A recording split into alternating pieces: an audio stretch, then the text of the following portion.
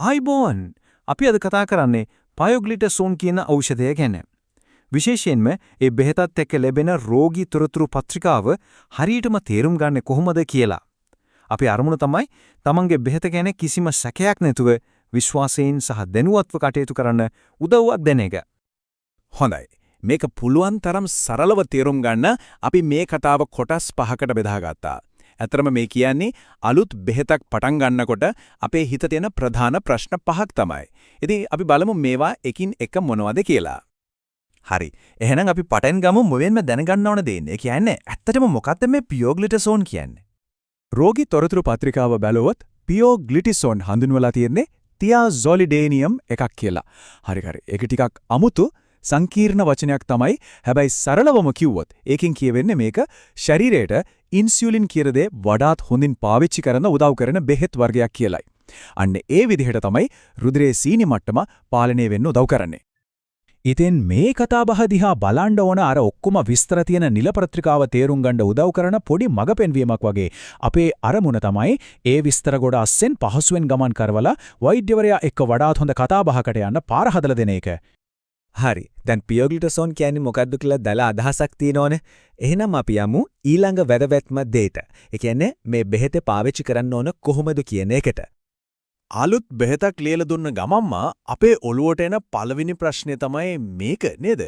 හරි දැන් මේකෙන් කොච්චරක් බොන්න ඕනද? ඒක හරියටම දැනගන්නම ඕන දෙයක්. මේ ගැන තොරතුරු පත්‍රිකාවේ බොහෝ පැහැදිලිවම කියනවා. ඒ තමයි ගන්න ඕන මාත්‍රාව එක්කෙනාගෙන් එක්කෙනාට වෙනස්. ඒක තනිකරම පුද්ගලික දෙයක්. ඒ නිසාම ඒක තීරණය කරන්න ඕනේ වෛද්‍යවරයෙක්ම තමයි. මොකද සමස්ත සෞඛ්‍ය තත්වය, පාවිච්චි කරන වෙනත් බෙහෙත්, ශරීරය මේකට ප්‍රතිචාර දක්වන විදිහ මේ වගේ දේවල් ගොඩක් සලකලා බලලා තමයි නියම මාත්‍රාව තීරණය වෙන්නේ. හොඳයි. මාත්‍රාව ගැනත් කතා කළා. දැන් අපි යමු ඕනෑම අලුත් ප්‍රතිකාරයක් පටන් ගන්න කලින් හැම දෙයකටම වඩා හිතන්න ඕන දෙයට. ඒ කියන්නේ ආරක්ෂාව ගැන. මේක ඇත්තටම හරිම වැදගත් ප්‍රශ්නයක්. හැබැයි හොඳම දේ තමයි මේ ප්‍රශ්නෙට තනියම උත්තර හොයන්න වෙන්නේ නැහැ. තොරතුරු පත්‍රිකාව හරියට පාර කියන සිතියමක් වගේ. ඒක වෛද්‍යවරයා එක්ක එකතු වෙලා මේ ප්‍රශ්නෙට උත්තර හොයාගන්න පැහැදිලි පාරක් පෙන්නනවා. එහෙනම් මේ බෙහෙත පටන් ගන්න කලින් ඒක ආරක්ෂිතයි කියලා තහවුරු කරගන්න අනිවාර්යයෙන්ම කරන්න ඕන පියවර 3ක් තියෙනවා. මේක තමන්ගේම පෞද්ගලික ආරක්ෂක පිරික්සුම් ලයිස්තුවක්. එහෙම නැත්නම් චෙක්ලිස්ට් එකක් වගේ හිතා ගන්න. හරි. දැන් අපි කතා කරමු අතුරු ආබාධ ගැන. මේ ගැන කතා කරන්නේ බය කරන්නේ නෙවෙයි හොඳේ. ඒකේ අරමුණ දැනුවත් වෙන්නයි, සූදානම්ෙන් ඉන්නයි. එතකොට මොනවා ගැනද ටිකක් අවධානයෙන් ඉන්න ඕනේ, කවුදද උදව් විල්ලන්න ඕනේ තියෙන එක ගැන පැහැදිලි අදහසක් යනවා. මේක හැමෝටම වගේ එන ප්‍රශ්නයක් නේ. තොරතුරු පත්‍රිකාවෙත් මේ ගැන කෙලින්ම කතා කරනවා. මෙතන මතක තියාගන්න ඕන වැදගත්ම දේ තමයි ඕනෑම බෙහෙතකට අතුරුආබාධ ඇතිවීමේ පොඩි හරි හැකියාවක් තියෙනවා. හැබැයි ගොඩක් දෙනෙක්ට කිසිම අතුරුආබාධයක් එන්නෙත් නැහැ. ආවත් එන්නේ හරිම සුළු දේවල්. ඉතින් වැදගත්ම දේ තමයි ඇතිවෙන්න පුරුවන් දේවල් ගැන පොඩ්ඩක් දැනුවත් වෙලා ඉන්න එක.